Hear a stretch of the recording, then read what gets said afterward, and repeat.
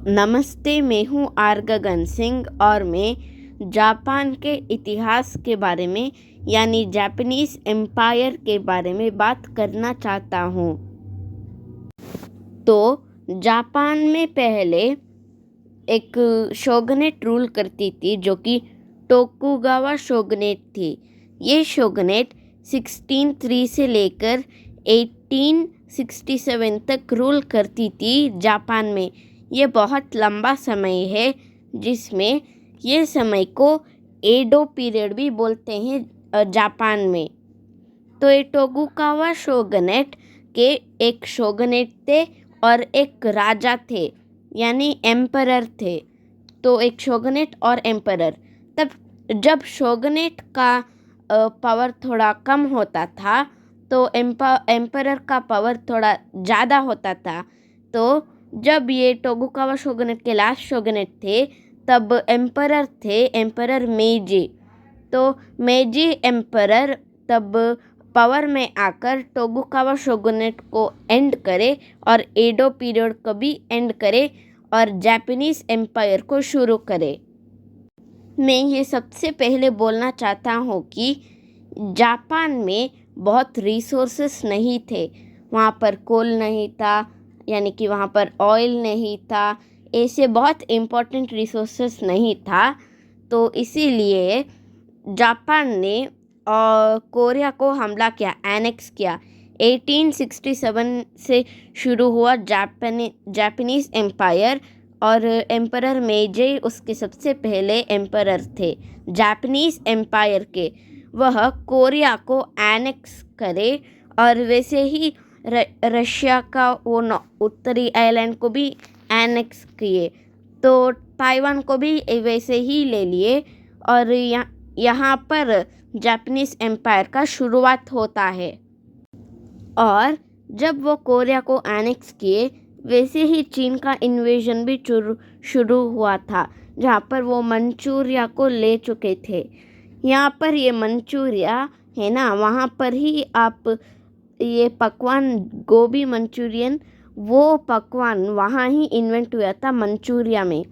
तो मंचूरिया वो इन्वेड किए और तब वो यूनाइटेड किंगडम के साथ एलाइड थे वर्ल्ड वॉर वन में वो यूनाइटेड किंगडम के साथ एलाइड थे जहाँ पर पैसिफिक ओशन में जर्मनी के कुछ आइलैंड थे ना, वो जापान को दे दिए गए। वर्ल्ड वॉर वन के अंत में जब जर्मन एम्पायर लूज हो गया था, वो हार गया था जर्मन एम्पायर, तो पैसिफिक के कुछ आइलैंड जापान को दे दिए गए।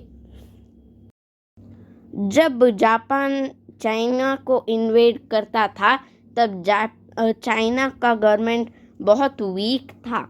वहाँ रिपब्लिक ऑफ चाइना बहुत वीक था। उससे पहले चिन डायनेस्टी जो कि बहुत पावरफुल था, उसके बाद रिपब्लिक ऑफ चाइना, ये सब पहला रिपब्लिक है आज का नहीं, वो बहुत वीक था।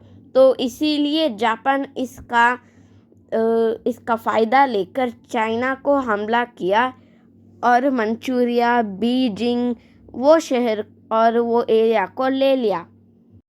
जब वर्ल्ड वॉर 2 शुरू हुआ तब जापान आकर जर्मनी के साथ थोड़ा फ्रेंडशिप दिखाया था, एलाई हुआ था नाजी जर्मनी के साथ।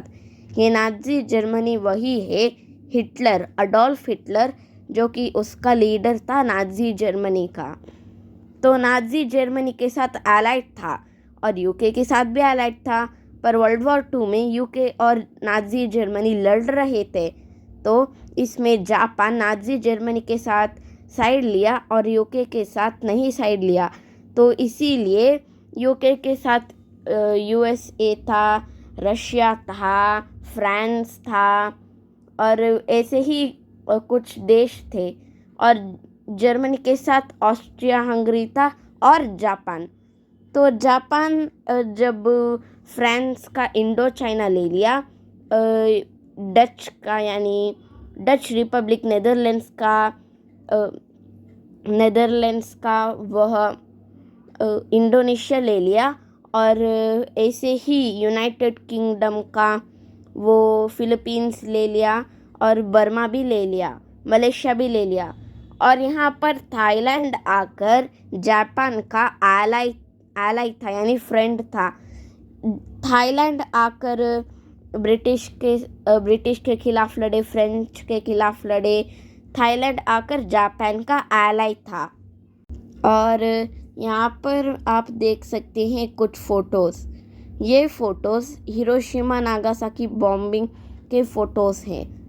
तो जब 1945 में जापान ने USA का पर्ल हार्बर, जो कि हवाई में है, वो हमला किया था, क्योंकि USA ने जापान को ऑयल देने के लिए मना किया था, क्योंकि जापान आकर जर्मनी का फ्रेंड था ना, इसीलिए USA आकर जापान को ऑयल देना बंद किया। इसीलिए जापान आकर USA का पर्ल हार्बर को हमला किया, और पर्ल हार्बर हमला करने का जवाब USA ने एटॉमिक बॉम्ब ब्लास्ट किया था हिरोशिमा और नागासाकी में।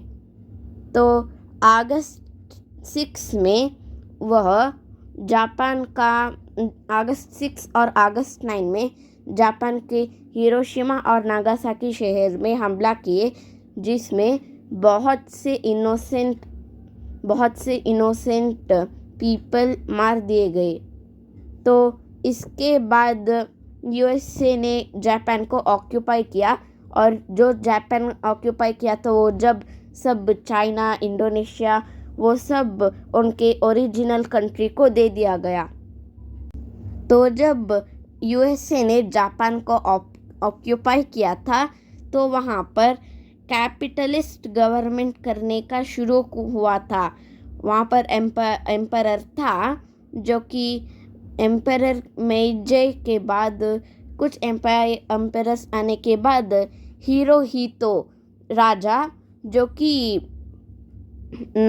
कि जापान सरेंडर किया था, हिरोहितो। तो इसके बाद कैपिटलिस्ट जापान के दौर में हिरोहितो राजा थे। तो आज के प्रेजेंट राजा है ना, वो हिरोहितो के डिसेंडेंट हैं। तो जो आज का जापान है, वो प्रेजेंट डे जापान है, वो USA का ही एक एलाई है, जो कि USA ने जो गवर्नमेंट किया था जापान में, वो आज तक भी रूल कर रही है जापान में। तो जो आज का जापान है, वो प्रेजेंट डे जापान है, वो USA का ही एक एलाई है, जो कि USA ने जो गवर्नमेंट किया था जापान में, वो आज तक भी रूल कर रही है जापान में।